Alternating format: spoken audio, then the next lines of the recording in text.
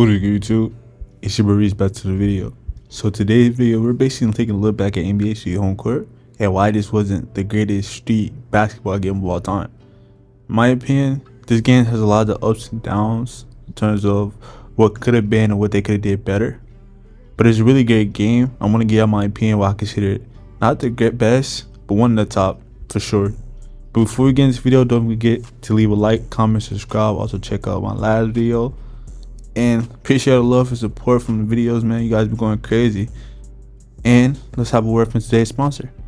So basically, W is a company kind of like G Fuel. It's basically like coffee, just without all the bad stuff that, you know, adds the jobs and stuff like that. I really like W. I use it every day when I'm editing, recording, or I'm going for a walk. Even if I just want to drink. It can be a little addictive, and they have multiple flavors from peach to beach. If you guys love it and want to give it a try, use code GamerReach for 10% off your order. And let's get back to the video. February 20th, 2007 is the day that NBA Street Homecourt got released. Around the same time, the NBA Ballers NBA Ballers Phenom came out, which is really good because I did a video on rating the best NBA Ballers games in my opinion, and you know, NBA Ballers Phenom is up there, probably number one. But NBA Street Homecourt was really good. It had that hype, not just visually, but gameplay wise. The story mode and the trailer, everything leading up to this game was very well put. But it's like, once you get that good girl that you've been begging for, and you realize why everyone doesn't want her, you realize that. But NBA Street Homecourt was, I want to say a masterpiece, but close to it. Now I'm going to be rating this game based off gameplay, content, and longevity, which makes the three best things that keeps the game great, not just for right now, but for overall long term. First, going to start off with the gameplay. NBA Street Homecourt had a game breaker mode that once you fill up, not just a game breaker mode, but game breaker in general, once you fill up all the way to the top, you have a chance to get a triple dunk, which gives you triple the amount of points you got. So I think you go from 1 to 4 if you get the bar filled up all the way, and you can also deduct points from your teammate, which is really good, really retail and detailed, because who doesn't like, you know, to win, but who doesn't like to show off while they win? So that was really good.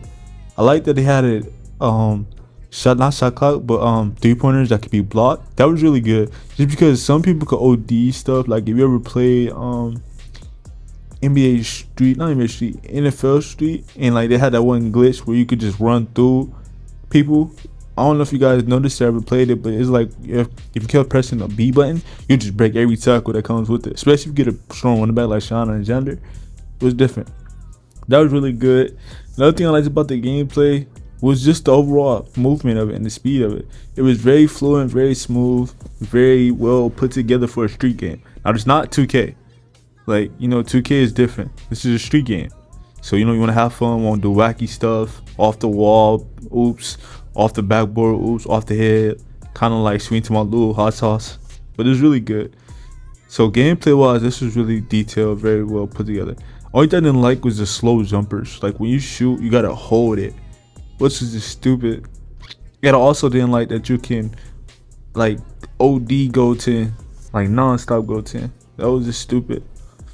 Let's go with the content. NBA Street Homecourt had a story mode, which was Homecourt, where basically like, if you beat any team, you get to sell one of their players and add them to your team. Only thing I like about this, it didn't have a really solid foundation story mode, kind of like NBA Baller did with Hot Sauce. It just basically gave you cutscenes and intros of the court, basically like Carmelo doing an overview of each court and what made it great and some of the best players that ever made it great, which was really good, really detailed. I really respect about it. I just wish you could have more cutscenes, like, you know, if you played against KG, hearing KG talk, telling you your girl smell like Honey Nut Cheerios, or, you know, just a lot of aspect that comes with this game. It was really good. I really wish the story mode could have been a lot longer. It's just because, you know, a story mode should have at least, in my opinion, don't bite me, but 10 to 12 hours of content. And to have more cutscenes, make the fan feel more involved in the story mode, which I really respect about games. The The roster of this game was really good. At the time, it started at 7, so this is not the time with Stephen Curry's and Blake Griffin's, everybody out. But it had a very good up-to-date roster with Carmelo, LeBron, T-Mac. Some of the best gamers of all time in terms of hoopers, which is really good. And also I liked about this is that attributes, like some players did stuff better than others. Like you had VC, LeBron, and Kobe, who was really good dunkers. Then you had the Dirks and the Steve Nash that was really good shooters, and the Ray Allens. That was really good about this game. It didn't have an online mode at the time, which I really wish they could have did. Just because like testing your skills against players online is the best way. My opinion, I play games to be competitively. I never play. I play certain games for story mode, but me opinion wise, I love to play for like competitive, like to show you I'm better than you at the game, not just against friends, but also real life people online. So that's really good. In terms of longevity, the game could have did a lot of stuff better, and I'm gonna tell you why. Let's start off with the story mode. Could have been longer. Like in terms of NBA Baller Chosen One and NBA Ballers Phenom, those had better story modes than it. In my video, I once said NBA Ballers Chosen One felt like an arcade instead of a story mode, just because it had no cutscenes. You just played and then until you get to the top. But it did better than NBA Street's Homecourt, just because NBA Street's Homecourt just had the cutscenes of like the court and stuff like that. Also then they like just the overall smooth, the slowness of the oops. Like the oops on here was a little slow for me. I didn't really like that. Like if you press the button, it didn't feel like you was throwing the oop on time, and it felt like delayed. What they also didn't like was the buttons when you dribble. Like that just made it too easy to counter your teammates. Counter your opponent's moves. Like if you know he's gonna press X, you can counter it just by pressing X. That was stupid. That was very dumb. Cause then it's like playing wrestling, and both of you guys just reversing all day. That's not fun, and that gets boring and it gets tiring after a while. So that's something I didn't really like about that, just because it was stupid. I also didn't like how almost every person had the same dribbles. Like really, even the worst dribblers. Like you had Shaq dribbling like he was fucking LeBron. Like we'll be doing that at. We don't do that. No, you don't do that. Then you had Shaq shooting threes. I understand this game is not supposed to be realistic, but come on, man. Jimmy, can we not? Can we keep this a little realistic? It was just really good. It was really fluent in terms of. It wasn't really fluent in terms of realism, but also gameplay wise. Like, see, like, look at this. LeBron just blocked his shot 3 times straight. Do you see how annoying that could be?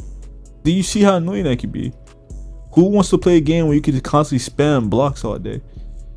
So, with that being said, I feel like this game could have been a masterpiece if they fixed the certain stuff that I was talking about throughout the whole video. It could have been great. But I have to give a PM this game. I have to give the game a 6.5 out of a 10.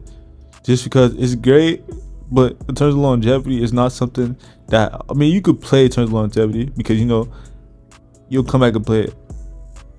I just couldn't do it. Some people might fall in love with this game and like to come back and play it, but me personally, I can't keep coming back and playing this game. So in terms of longevity, it's not a game that I see that you can play for a long time.